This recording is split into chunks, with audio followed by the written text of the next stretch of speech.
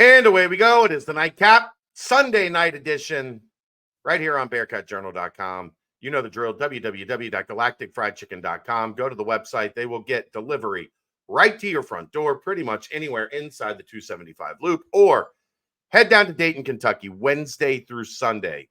Lunch and dinner. Tell them to pump it up. You will save yourself 15% off of the Galactic goodness. It is out of this world. All right, Aaron, let's get to one of our favorite shows of the week, the Sunday Big 12 recap. It was an interesting one this week. After a loss, I love talking about everybody else, so I'm all in. Yeah, you got it easy. You got last night off. You didn't have to relive that debacle. I did. We'll just say my betting account did not do so well last night. Yeah, no. I told you I was afraid it might get ugly. I thought when I was placing bets on, plus 9.5, I was sitting okay. No.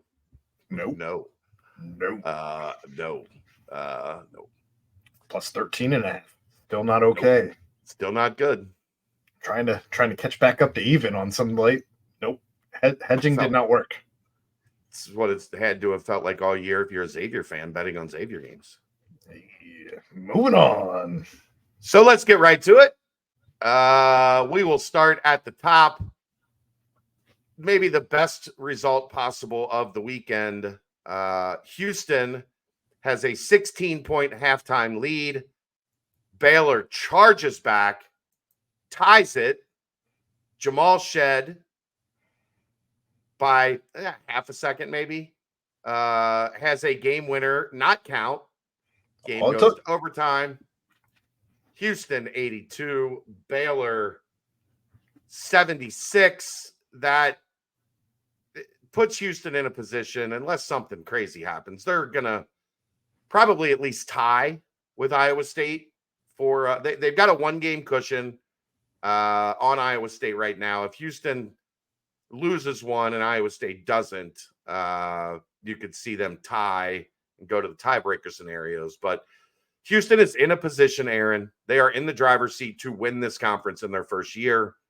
You have to be impressed. As much as it drives us crazy, you have got to be impressed with what Kelvin Sampson has built, because I do not feel like this Houston team is as talented as the last two, maybe three Houston teams that Kelvin Sampson has coached. And metrically, they are better than those teams, despite moving from the American, or in spite of moving from the American into the toughest basketball conference in the country. They're impressive. They're just so good. They're a machine. They did everything they needed to do. I mean, I saw some clips on Twitter where if in the tournament they actually called some fouls on Houston that are fouls, because my God, there are some just it's crazy what they do, right? Like it doesn't make sense that you just are willing to go complete. It's more than balls to the wall. You're literally fouling all the time. And I understand that as a referee, you have to feel like you can't call every single one, right? You can't. It's not good for the game, but what are we doing? So, well, I mean, they were in massive foul trouble. Let's see. Probably should be 19 personal fouls. Francis had 4, Sharp had 4, Shed and Wilson had 3.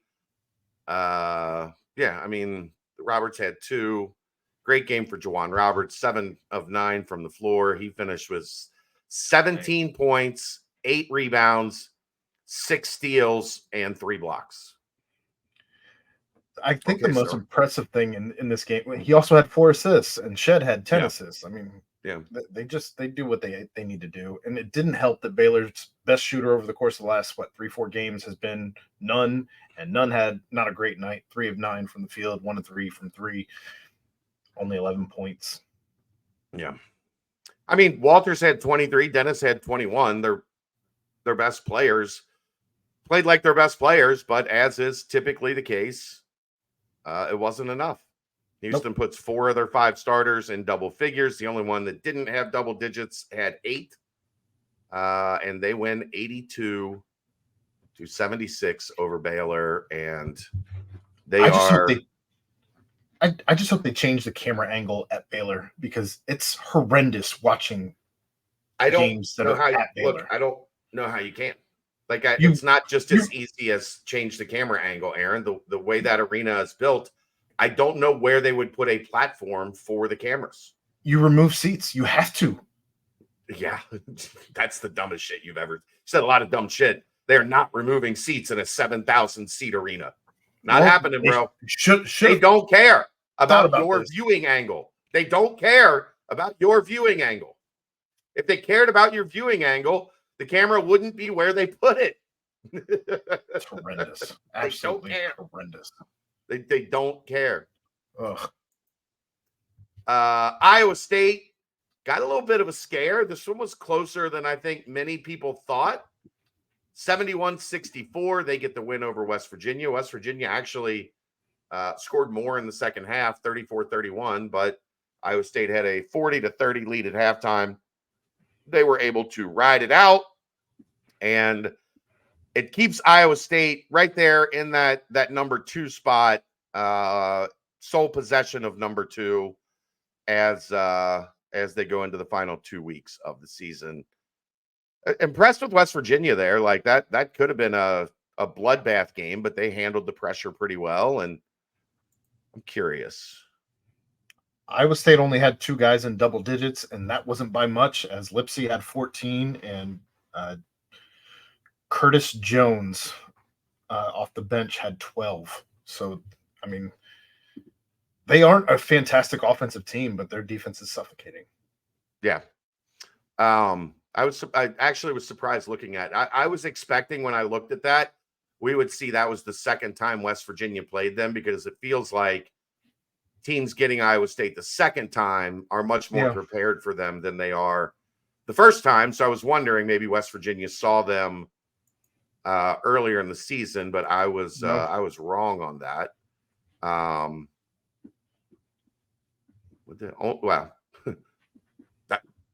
West Virginia turned it over 23 times. That'll do it. It's almost like Iowa State's really good at that. I guess at least it wasn't 25. Yeah. Texas rolls into Kansas and gets destroyed. I told you that was not a good matchup for Texas. I told you that. The only reason I gave Texas credit is because at times Asmus and Disu can just keep them in games. That did not happen. And Disu, I thought that Disu's matchup in particular was a terrible matchup. Trying to get anything down low against Hunter Dickinson, I did not feel good about Disu being able to play well, and he didn't. 8 points. I think they played a lot of 2 bigs with him and Shedrick. Not a lot, but him and Shedrick were on the floor a decent amount together, which means then you're putting Disu on KJ Adams, and KJ Adams is not going to let him stretch the floor. Like, he's going to guard him out there. And he did. I mean, every one of Kansas starters had well into the teens, if not 20 by Hunter Dickinson. I guess the big story about this one is Timberlake starting. Yeah, Timberlake starting again, and I don't know when McCullough's going to be back. So the messaging from Bill Self was very interesting. He called him week to week, not day to day, not like day to day. Right. This is something that we're expecting him back from soon. You start talking week to week, and you start wondering, when's he, like, bruised knee, bone bruise in his knee? How many weeks are we talking until he's back? And will he be 100% the rest of this year? You also want to, your spot in the tournament is locked. And sure, maybe you just want to make sure that if he is going to come back, he's as healthy as you can get him before the tournament starts. I mean, maybe you break him back out in Kansas City and hope you can get a game or 2 under his belt heading into the NCAA tournament. But That's fascinating for Kansas because they are not the same team without Kevin McCullough, even though they beat the piss out of Texas on Saturday night. Here's maybe the surprise, although I guess it probably shouldn't be. UCF 75, Texas Tech 61. Not surprised that UCF won. Surprised a little bit that they just decimated that Texas Tech offense, who has shown that, like they can be pretty good regardless. But guess who went 3 for 12 from the floor and 1 of 8 from 3, Aaron? Flop Isaacs. Popped Isaacs. Popped. Cincinnati popped him. He is done. A mess. A shell of himself. Yeah. Be physical. Bully him. Beat him up. Push him around. It worked again. Kudos to UCF. They're right there with Cincinnati, both at 5 and 9 in this league. That's a big win for them on their home floor. They needed it as much as anybody. Yeah. BYU goes on the road and gets drilled at Kansas State. Not surprised. 84-74. Look, Kansas State's problem has been offense. In this league, the one team you can really get right, it feels like, on offense is BYU. They can put a bunch of points on the board, but they ain't trying to guard anybody, sir. And Kansas State with 42 in each half. So that was an impressive win for them because they were slip sliding away. That gets them back to 6 and 8 in the league. And BYU at 7 and 7, kind of fading a little bit down the stretch, almost as if that first year Big 12 grind is a little harder than teams realize. Yeah, caught up with them.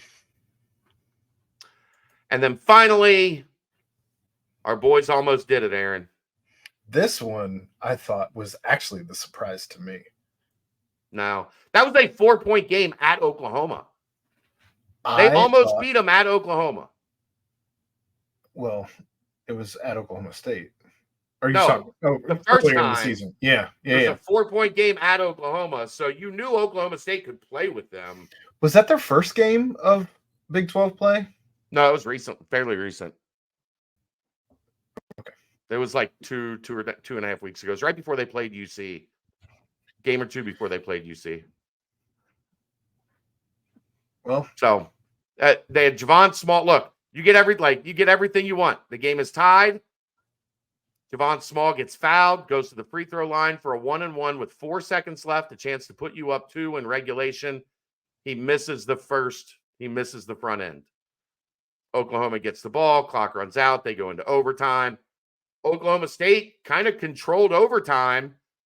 They go down to the final shot with a 1-point lead, and Oklahoma hits a buzzer beater 3 from the left wing, and heartbreak for the Cowboys in what is, at least for the foreseeable future, the last bedlam.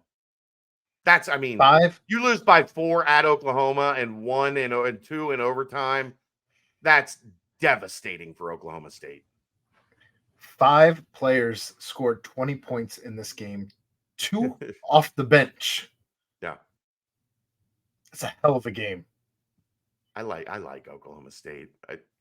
I hope they can keep that team together. Obviously, I think Smart's gone, but hopefully they can keep that team together for next year. It will certainly be interesting. Yep. They're something. They are something.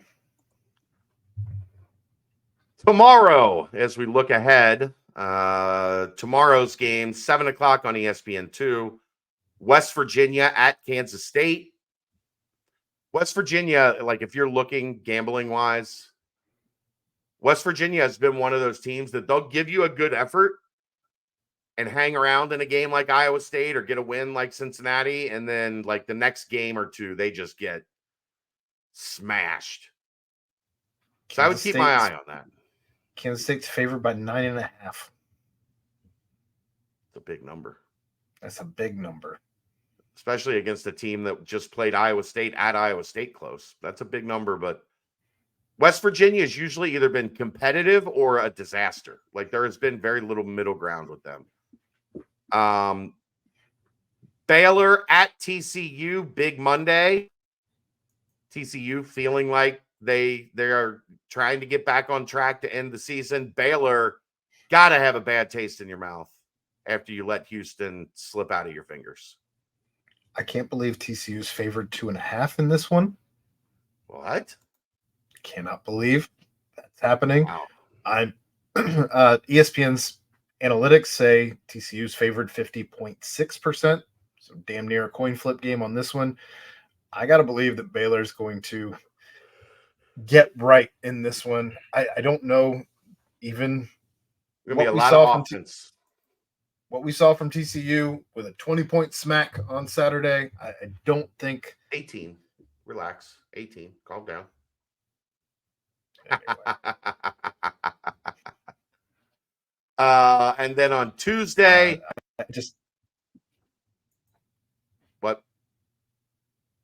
I don't. I was just gonna say I don't believe that TCU is going to get this one from Baylor. It's hard to tell in that game because both teams are okay defensively, but they're not a force by any stretch of the imagination. So who shoots better from three? Like, I think that's what is going to decide this game. If one of those teams has a hot night from three, it's probably going to be that team that wins. Just got to make sure you're within 3 to 5 feet from TCU to make them somewhat uncomfortable instead of just letting them shoot as if it's shoot around. But yeah, watching them, standing there and looking at them, going, "Are you going to shoot that, bro? Oh, you are. Oh well, I'm going to go get it out of the net." Tuesday, 7:00, ESPN2, Cincinnati at Houston. can I call in sick again?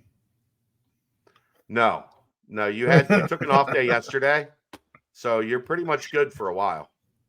We might be turning the comments off on Tuesday.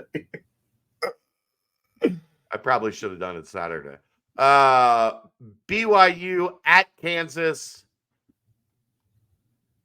I'm still so. I think this is a game BYU can win. I don't think they will. But Kansas has kind of like risen up really high when they they get Texas, they're playing without McCullough, like they rally and they rise up and they beat the crap out of them. I think BYU could give them some problems with their shot making without McCullough. With McCullough, I'm calling this a blowout. Without McCullough, that we know they don't have any depth. I'm saying I think BYU. What's the line? No, we don't know a line. That's Tuesday. We don't know yet. They're giving Kansas a 71.5% chance to win this one. I'm saying keep an eye on this one. It might be closer than we think. I still think Kansas wins at the Fog, but I think it could be closer than we think. I don't think there's a shot in hell, but I think that BYU does enough things offensively to make Kansas uncomfortable. Yeah. And if they start running and if they're making shots, then Kansas is going to have themselves a little bit of a rock fight. Yes. Texas at Texas Tech. Two teams that really struggled on Saturday. Texas 6-8 in the league. Like Texas could be in trouble if they don't get right going down the stretch here. They've only got 6 conference wins. Like they're not a lock for the NCAA tournament.